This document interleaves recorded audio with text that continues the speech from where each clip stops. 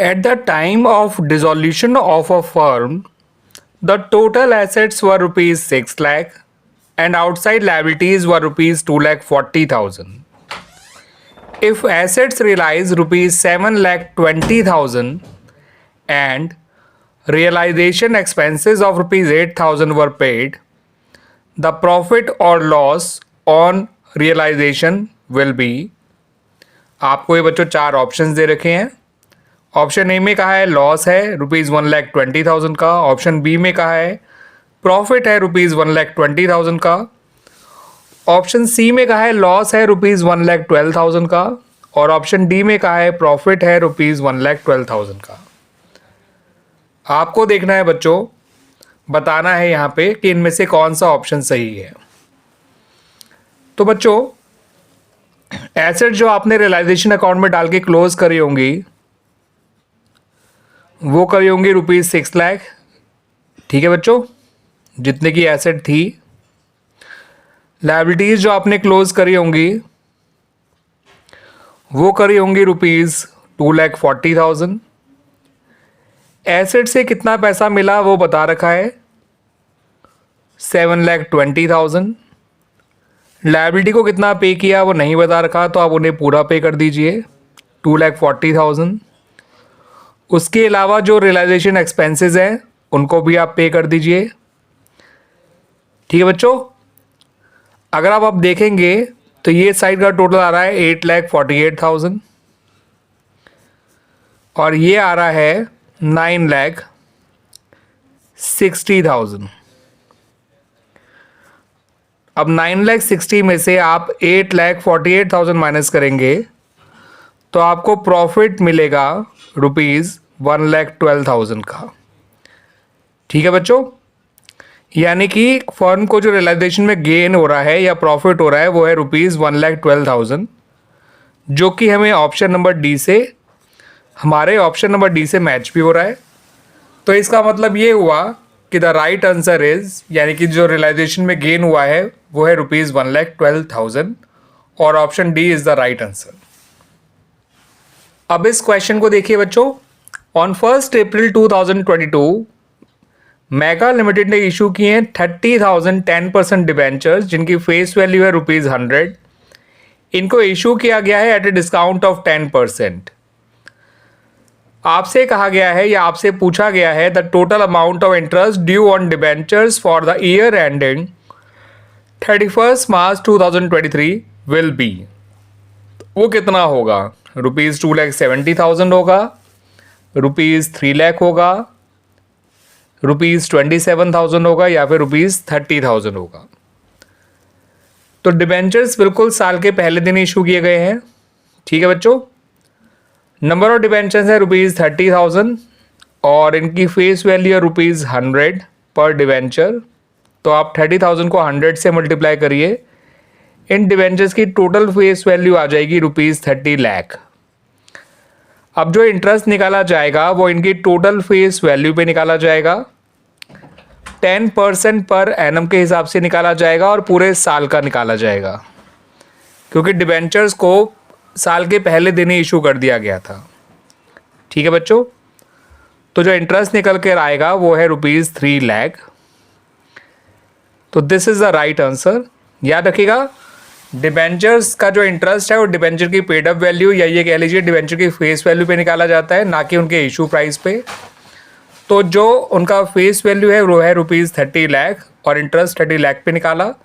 पूरे साल का इसलिए निकाला क्योंकि डिबेंचर्स 1 अप्रैल को ही इशू हो गए थे, यानी साल के पहले दिन ही इशू हो गए थे। तो यहाँ पर जो हमारा राइट आंसर है, राइट ऑप्शन है, that is option number B. Clear बच्चों? अब इस क्वेश्चन को देखिए बच्चों। Kishore and Vimal are partners in a firm sharing profit and losses in the ratio of 4:3। Nand is admitted as a new partner in the firm for 1/4 share in the profits. अब किशोर और विमल ने decide किया कि वो लोग आपस में फ्यूचर प्रॉफिट्स इक्वली शेयर करेंगे। बट ये डिसीजन जो लिया है वो किसने लिया है बच्चों? केवल किशोर और विमल ने, कि वो लोग आपस में इक्वली शेयर करेंगे फ्यूचर प्रॉफिट्स। नंद का तो फ्यूचर शेयर 1/4 ही होगा। ठीक है बच्चों, अब इतनी इंफॉर्मेशन के बेसिस पे आपको बताना है कि किशोर और बिमल का सैक्रिफाइसिंग रेशियो क्या होगा। तो यहाँ पर बच्चों किशोर और बिमल का सैक्रिफाइसिंग रेशियो निकालने से पहले हमें इन सभी पार्टनर्स का नया रेशियो निकालना होगा। फिर पार्टनर्स के पुराने शेयर में से उनके नए शेयर को माइनस करके हम बता देंगे कि ये लोग कितना सैक्रिफाइस कर रहे हैं। तो आइए पहले नया रेशियो ही निकाल लेते हैं। तो बच्चों नया रेशियो निकालने के लिए आप फर्म के टोटल प्रॉफिट शेयर को 1 लीजिए। ठीक है बच्चों, क्योंकि यहाँ पर जो नंद है उसने नहीं बता रखा कि वो अपना शेयर कैसे एक्वायर कर रहा है फ्रॉम द ओल्ड पार्टनर्स, और ना ही ये बता रखा कि पुराने पार्टनर्स उसके लिए कैसे सेक्रीफाइस कर रहे हैं। तो फर्म के टोटल प्रॉफिट शेयर को 1 ले लीजिए। फिर आप निकालिए रिमेनिंग प्रॉफिट शेयर या रिमेनिंग शेयर कह लीजिए। उसके लिए 1 में से आप नंद के शेयर को हटा दीजिए, रिमेनिंग शेयर आ गया 3/4। अब इस रिमेनिंग शेयर को जो पुराने पार्टनर्स हैं उनके आपस के नए रेशो में बांट दीजिए। ठीक है बच्चों, ये बात ध्यान रखिएगा कि इनके आपस के नए रेशो में बांटना है, ना कि इनके आपस के पुराने रेशो में। तो किशोर का जो नया शेयर आएगा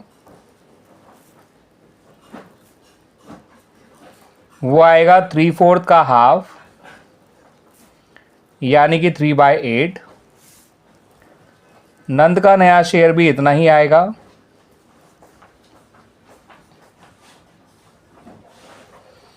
3/4 का हाफ, यानी कि 3/8। ठीक है बच्चों, सॉरी मैंने यहाँ नंद लिख दिया है, नंद नहीं, दूसरे पार्टनर का नाम था बिमल। नंद तो नया पार्टनर है बच्चों। तो रिमेनिंग शेयर को किशोर और विमल ने आपस में इक्वली डिस्ट्रीब्यूट कर लिया, जैसा क्वेश्चन में कहा था कि ये लोग आपस में फ्यूचर प्रॉफिट इक्वली शेयर करेंगे। अब रही बात नंद के शेयर की, तो नंद का शेयर हमें पता है बच्चों।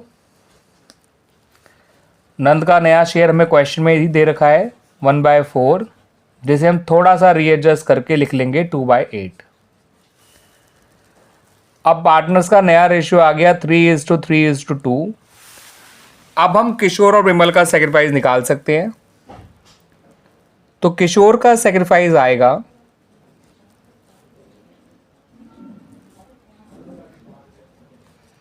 उसका पुराना शेयर जो कि 4/7 है, माइनस उसका नया शेयर जो कि 3/8 है। 32 - 21 होता है बच्चों 11, 11/56। ये किशोर का सैक्रिफाइस आ गया। अब बिमल का सैक्रिफाइस निकाल लेते हैं।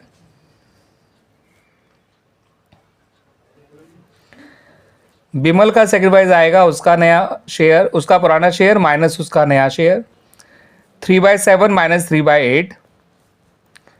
ये 24 - 21 दैट इज 3/56। यानी कि इनका जो सैक्रिफाइसिंग रेशियो आया ऑफ किशोर एंड बिमल वो आया निकल के 11:3। अब देखते हैं बच्चों ये कौन से ऑप्शन से मैच कर रहा है। तो बच्चों आप लोग यहां देख सकते हैं, यहां पर option number C is the right answer. ठीक है बच्चों, 11:3 is the sacrificing ratio of Kishore and Bimal. अब इस क्वेश्चन को देखिए बच्चों, राजू, सोहन और टीना ये तीनों पार्टनर्स हैं in a firm sharing profits and losses in the ratio of 2:2:1। Tina को ये गारंटी दी गई है कि उसका प्रॉफिट मिनिमम ₹40,000 जरूर होगा हर साल। ठीक है बच्चों, ₹40,000 जो है इन अ ईयर उसका मिनिमम प्रॉफिट होगा ही होगा, और कोई भी जो डेफिशिएंसी होगी उसके प्रॉफिट में वो राजू बेयर करेगा, राजू के द्वारा बॉन्ड किया जाएगा। अब फर्म ने जो प्रॉफिट अर्न किया फॉर द ईयर एंडेड 31 मार्च 2023 वो है ₹1,60,000। आपको बताना है कि राजू ने कितनी डेफिशिएंसी बेयर करी होगी। तो बच्चों यहाँ पर आपको पूरा क्वेश्चन सॉल्व नहीं करना है, क्योंकि आपको ये नहीं जानना कि फाइनली हर पार्टनर के हिस्से में कितना कितना प्रॉफिट आया होगा। आपको बस ये चेक करना है कि टीना के प्रॉफिट की डेफिशिएंसी कितनी है, और उसको पूरा पूरा राजू ही मीट करेगा जैसा क्वेश्चन में कह रखा है। तो आप सबसे पहले टीना के हिस्से का प्रॉफिट निकाल लीजिए। टीना का हिस्से का प्रॉफिट है 1,60,000 का 1/5, जो कि निकल कर आएगा ₹32,000, जो कि उसके गारंटेड अमाउंट है ₹40,000।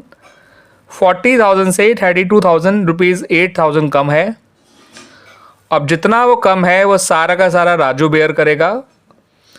ठीक है बच्चों, हमसे यही पूछा गया था कि राजू कितनी डेफिशिएंसी मीट करेगा। तो राजू जो डेफिशिएंसी मीट करेगा वो है बच्चों रुपीज़ 8,000, यानी कि option number A is the right answer. Clear बच्चों? अब इस क्वेश्चन को देखिए बच्चों, आपको एक असर्शन दे रखा है, the court does not intervene where when dissolution of partnership take place. Assertion ये कह रहा है कि जब भी डिसोल्यूशन ऑफ पार्टनरशिप होती है तो कोर्ट इंटरवीन यानी इंटरफेयर नहीं करता है। रीजन दिया गया है कि dissolution of partnership take place by mutual agreement between the partners, यानी पार्टनर्स के बीच के म्यूचुअल एग्रीमेंट के थ्रू ही डिसोल्यूशन ऑफ पार्टनरशिप हुआ करता है। अब आपको बताना है बच्चों कि क्या असर्शन और रीज़न दोनों सही हैं और रीज़न सही एक्सप्लेनेशन भी है असर्शन का, या फिर असर्शन और रीज़न दोनों सही तो हैं बट रीज़न करेक्ट एक्सप्लेनेशन नहीं है असर्शन का, या फिर असर्शन गलत है रीज़न सही है, या फिर असर्शन सही है रीज़न गलत है। तो यहाँ मैं बता दूं बच्चों, जो असर्शन है वो बिल्कुल सही है, क्योंकि डिसोल्यूशन ऑफ पार्टनरशिप का मतलब होता है रिकॉन्स्टिट्यूशन ऑफ द पार्टनरशिप। ठीक है बच्चों, डिसोल्यूशन ऑफ पार्टनरशिप एक अलग टर्म होती है डिसोल्यूशन ऑफ अ फर्म से। यहाँ पे सिर्फ डिसोल्यूशन ऑफ पार्टनरशिप कहा है, यानी फर्म के रिकॉन्स्टिट्यूशन की बात करी गई है। तो ऐसे में कोर्ट इंटरवीन नहीं करता। और इन्होंने यहाँ पे ये बताया भी है कि रीज़न में कि डिसोल्यूशन ऑफ पार्टनरशिप जो है वो पार्टनर्स के म्यूचुअल एग्रीमेंट के तहत होता है। ये बात बिल्कुल सही है। पार्टनर्स के शिप फर्म का रिकॉन्स्टिट्यूशन जो है उसमें पार्टनर्स के म्यूचुअल एग्रीमेंट ही काफ़ी होता है, कोर्ट के इंटरवेंशन की ज़रूरत नहीं होती है। तो यहाँ पर बच्चों असर्शन भी ठीक है, रीज़न भी ठीक है, और यहाँ पर रीज़न करेक्ट एक्सप्लेनेशन भी है ऑफ द असर्शन। तो यानी कि यहाँ पर हमारा ऑप्शन नंबर ए जो है वो बिल्कुल सही है, that is the right answer. अब इस क्वेश्चन को देखिए बच्चों, महाराजा लिमिटेड ने टुक ओवर की है assets of rupees 15 lakh and liabilities of rupees 12 lakh of dolphin limited foreign. एक मिनट बच्चों यहाँ पे जो लायबिलिटीज़ है ना बच्चों, ये आपका 12 लाख नहीं है, ये 2 लाख है। एसेट्स टेक ओवर करी है 15 लाख की और लायबिलिटीज है रुपीज़ 2 लाख की। परचेज कंसिडरेशन जो है वो है रुपीज़ 12,60,000। ठीक है बच्चों, यानी कि एक तरह से देखा जाए तो 13 लाख की नेट एसेट्स को टेक ओवर किया गया है एट रुपीज़ 12,60,000। अब हमसे पूछा क्वेश्चन में ये गया है कि ये परचेज कंसिडरेशन जो है उसे पे किया जाएगा बाय इशूइंग 11% डिबेंचर्स और रुपीज़ 100 ईच एट 10% डिस्काउंट। तो हमें यहाँ ये नहीं बताना बच्चों कि फर्म को बिजनेस टेक ओवर करने में फ़ायदा हुआ या नुकसान। वैसे मैं बता दूँ आपको, रुपीज़ 40,000 का कंपनी को कैपिटल गेन हो रहा है जो कैपिटल रिजर्व में ट्रांसफर करेंगे। बट क्वेश्चन में हमसे ये मांगा ही नहीं गया, हमसे तो ये मांगा गया है कि कंपनी को कितने डिबेंचर्स इशू करने पड़े होंगे, ठीक है, इस परचेज कंसिडरेशन को डिस्चार्ज करने के लिए। और आपको ये बता रखा है कि जो डिबेंचर्स हैं वो 10% डिस्काउंट पे इशू हुए हैं और इनकी फेस वैल्यू है रुपीज़ 100।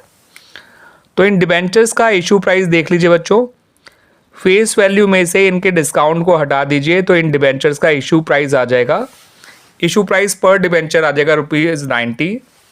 और नंबर ऑफ डिबेंचर्स निकालने के लिए आपको जितनी परचेज कंसिडरेशन पे करनी है टू द वेंडर उसको डिबेंचर के इशू प्राइस से डिवाइड करना है। ठीक है बच्चों, तो 9 1 जा 9 बचा 3 36, 9 4 जा 36, 1 2 3। तो नंबर ऑफ डिबेंचर जो इशू किए जाएंगे वो है 14,000, जो कि आपके ऑप्शन नंबर डी से मैच कर रहे हैं।